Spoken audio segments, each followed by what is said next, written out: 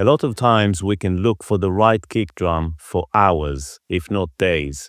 And we go through thousands of different samples, and sometimes we can find one which is nearly there, but there's something which is not quite right about it, whether it's the click or the sustain part of it or the lows. And then we keep on searching with the hope of finding the perfect kick.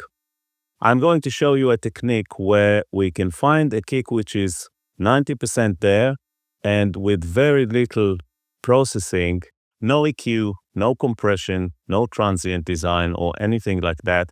It's just the phase relationship between the high frequency range and the low frequency range that make up the entire kick. I'm going to use Studioverse for that. I have a bunch of kick drum samples here across the keyboard.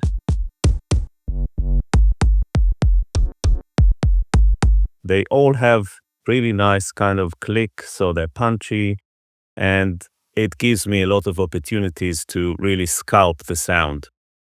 I'm going to insert a multi-band split, and what that does is that it divides the frequency into two ranges. I have the crossover point, which is 92 Hz at the moment, so let's listen just to that frequency range. So that's the low portion of the kick. And the next band is whatever is above 92 Hz. And of course, I can change this crossover point. So now I'm capturing mainly the click. And I can play with this cutoff frequency, and that will make a huge difference. Now I'm going to insert InPhase on the high frequency range. So now when I reverse the phase, I'm reversing the phase of the high frequency range, and it sounds like that. That's without, and that's with. So it's already taming the click, but now I can change the frequency range of which the phase inversion will take place. And I can scan the frequency range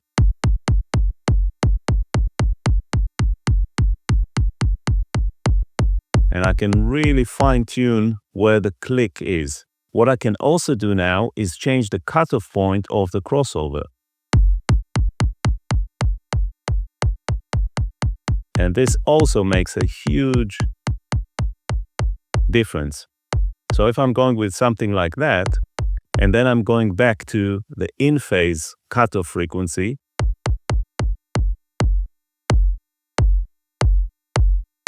I have a lot of control. Another thing I can do is I can change the delay time of just the click. So I can delay it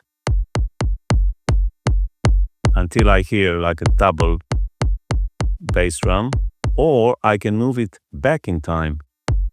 So give it a negative delay.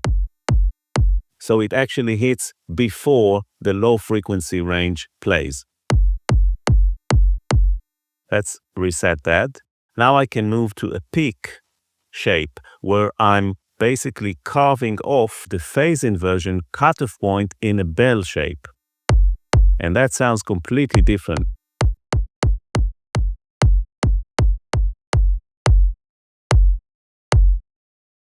I can now flip the phase, which means that I'll be changing the phase just for a very narrow portion of the frequency range. And that sounds almost like a Foreman shift. Now let's play with different kick samples.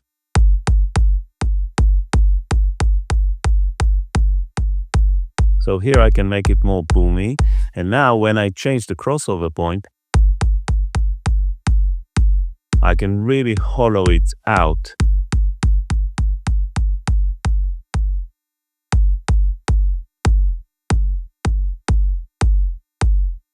And I can flip the phase to get a really more full body kick. I quite like that one. So that gives me a lot of flexibility with just one sample. I can then add compression to the low portion of the kick. And that makes it really tight. Now I can fine-tune the cutoff frequency of the phase shift.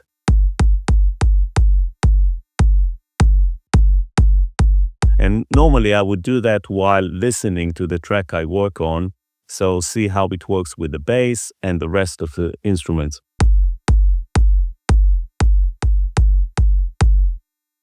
So this sounds quite tight. Now let's look at another case where I'm actually mixing two different kick drums. I have two kick drums playing together. So this is the first one, and that's the second one. And now what I'm going to do is, rather than using a crossover split, I'm just going to use in phase on the entire first kick. I don't need this multiband split. And here I'm just going to insert in phase on the first kick, and the second kick plays as it is. So when I reverse the phase, I already get a different tone for the kick, and then I can apply the cutoff point for where this phase inversion will take place.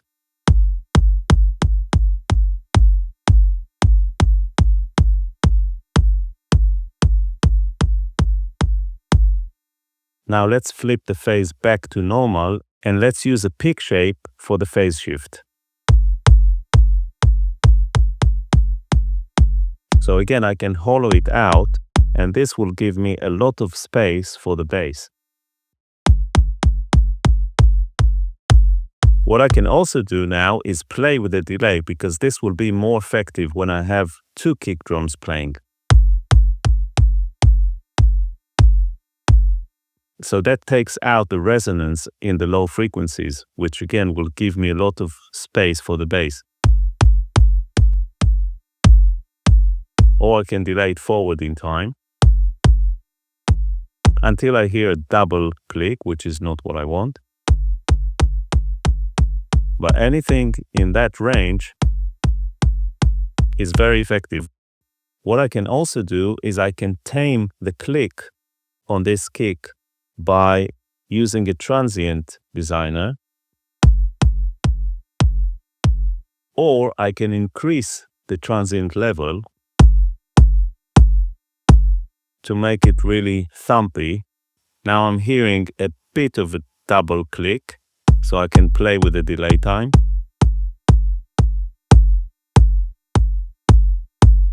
Something like that. And then I can also play with the volume, because now the click is very, very loud.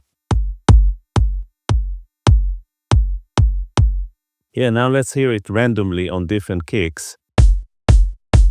This is just one, and this is the two together. One, and the two together. Again, one, and both together. One, and both together. So this is a random combination of two kicks mapped across the keyboard, but even this basic setup allows me to have something which sounds different than just playing the two kicks together as is.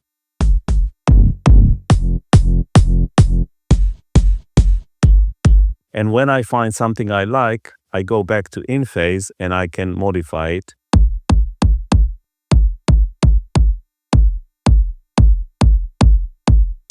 And usually, again, I would do it while listening to the track, so I can really fine-tune the kick to work with the song.